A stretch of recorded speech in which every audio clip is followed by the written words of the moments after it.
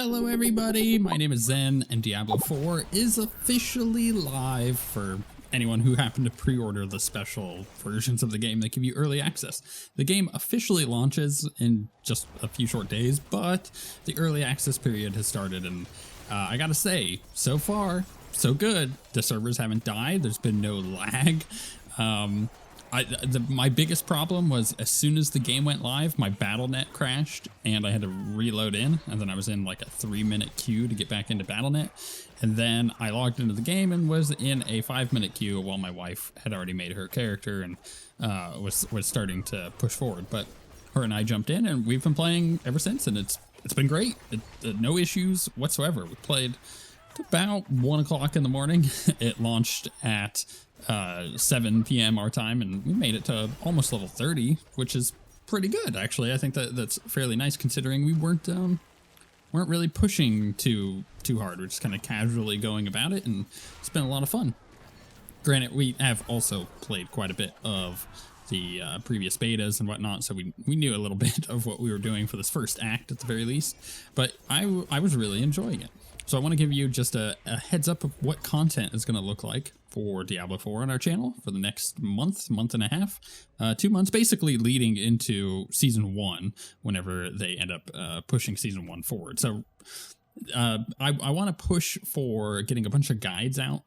I'm leveling a rogue right now. That's like going to be my main class. I love the rogue so much. I have a very particular build that you can see in the background that I'm running with the twisted blades. And I think that it is freaking fantastic, but it has a very high skill ceiling to it. So once you get really good with it, it's great. And I want to make a guide on this particular build, especially for leveling it.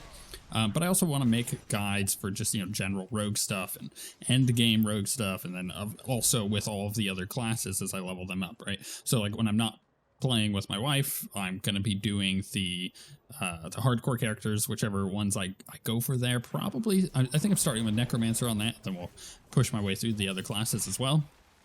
And I want to do guides for where specific things are at, like where it's the altars of Lilith, and just like how certain mechanics in the game work, and all of that fun stuff. And doing it from a perspective of, how do you get into this game and really delve into it from a not a noob perspective, but a person who hasn't necessarily put a lot of time into Diablo like I have, and wants to be able to get the hang of things without necessarily going full nerd mode and just no-lifing the game, or allowing that kind of growth to happen as well. So that's kind of the goal here, and I just wanted to give an idea of there's going to be a lot of Diablo content over the next month.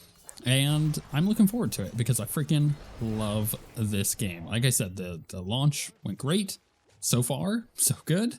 We'll see if anything else happens. There were some issues the PlayStation side of things, but I think some issues here and there are to be expected. But the fact that there were very little issues, it's really impressive, honestly. And if you have jumped into the game with the early access, or maybe you're waiting until the full launch happens, or just kind of seeing how it pans out, whether or not it's going to be a good launch or not. Here's just a couple quick leveling tips, and I'm going to end up putting a more thorough list into a video in the not too distant future, but just to kind of give you a taste of things to come. First tip is an obvious one. Play the game that you want to play as far as like how you want to play Diablo 4, because it's none of this like end game stuff or like power leveling yourself or getting as fast as possible. None of that matters at all until Season 1. And then once Season 1 hits, if you want to push like that, you totally can. Right now, at the game launch, enjoy the heck out of the game. Just play how you want to play. Go collect stuff on the map if that's what you want to do. Go push the story if that's what you want to do. Go try all of the classes if that's what you want to do. Just pick something that you think you're going to enjoy and do that until you don't enjoy it anymore, then try something different. That's it. Just go play the game however you want. Otherwise, you're going to burn out on it, and we don't want that because this is a game that you're going to potentially sink quite a lot of time into.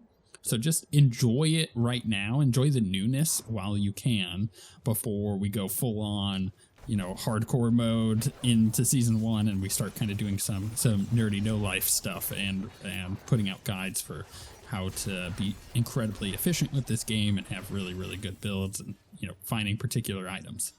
Second quick tip for leveling up is this is something that you don't necessarily notice until you take a moment and look, but in your inventory, in your equipment inventory, if you are hovered over an item, this happens on console as well, but on PC in particular, if you're hovered over an item, you can push spacebar and mark it as junk. So if there are, let's say, this is going to be more effective once you're higher level and you actually have things that you're trying to keep.